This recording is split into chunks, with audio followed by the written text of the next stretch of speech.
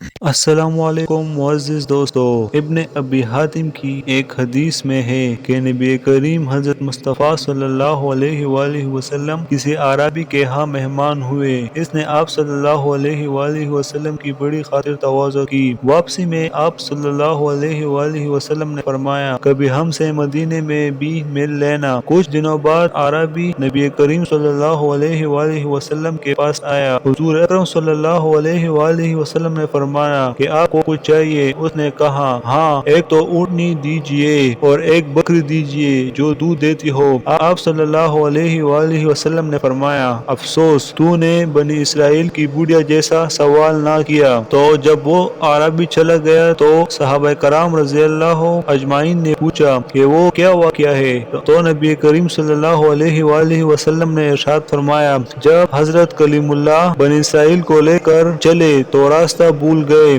ہزار کوشش کی لیکن وہ راہ نہ ملی۔ آپ نے لوگوں کو جمع کر کے پوچھا، یہ کیا اندھیرا ہے؟ کیا آپ لوگوں کو معلوم ہے کہ یہ معجزہ کیا ہے؟ تو علماء بنی اسرائیل نے کہا، بات یہ ہے کہ حضرت یوسف علیہ السلام نے اپنے آخری وقت میں ہم سے عہد لیا تھا کہ جب ہم مصر سے چلیں گے تو حضرت یوسف علیہ السلام کے تابوت کو بھی یہاں سے اپنے ساتھ لیتے جائیں گے۔ تو حضرت موسیٰ علیہ السلام نے دریافت فرمایا کہ تم میں سے کون جانتا ہے کہ حضرت یوسف علیہ السلام کی تربت کہاں ہے؟ سب نے انکار کر دیا، ہم تو نہیں جانتے، مگر ہم میں سے ایک گڑیا ہے جس کو حضرت یوسف علیہ السلام کی قبر کا پتہ ہے۔ حضرت موسیٰ علیہ السلام نے اس بڑیا کو بلایا اور کہا کہ آپ کو حضرت یوسف علیہ السلام کی قبر کا پتہ ہے؟ بڑیا نے کہا، ہاں میں دکھلاؤں گی، مگر پہلے مجھے اپنا حق دو۔ حضرت موسیٰ علیہ السلام نے کہا، تو کیا چاہتی ہیں آپ؟ اس نے جواب دیا کہ جنت میں آپ کا ساتھ میسر ہو جائے، بس یہی چاہتی ہوں۔ پر آپ علیہ السلام پر اس کا سوال بہت بھاری پڑا، مگر اسی وقت وحی آ گئی کہ اس کی بات مان لو، اس کی شرط منظور کر لو۔ اور جب آپ نے ان کی شرط منظور کر لی تو وہ آپ کو ایک جھیل کے پاس لے گئی جس کی پانی کا رنگ بھی متغیر ہو گیا تھا۔ کہا کہ اس جھیل کا پانی نکال ڈالو۔ جب پانی نکال ڈالا اور زمین نظر آنے لگی تو کہا، اب یہاں کھودو۔ جب کھودنا شروع کیا تو قبر ظاہر ہو گئی، تو تابوت کو ساتھ لیا اور لے کر چلے گئے۔ اب جو چلنے لگے تو راستہ صاف نظر آنے لگا اور سیدھی راہ لگ گئی، یعنی پھر راستہ ان کو صاف نظر آنے لگا۔ معزز دوستو، اسی طرح کی اسلامک واقعات کو سننے کے لیے ہمارے چینل کو ضرور سبسکرائب کیجیے۔ تو ملتے ہیں اگلی ویڈیو میں، تب تک کے لیے اللہ حافظ۔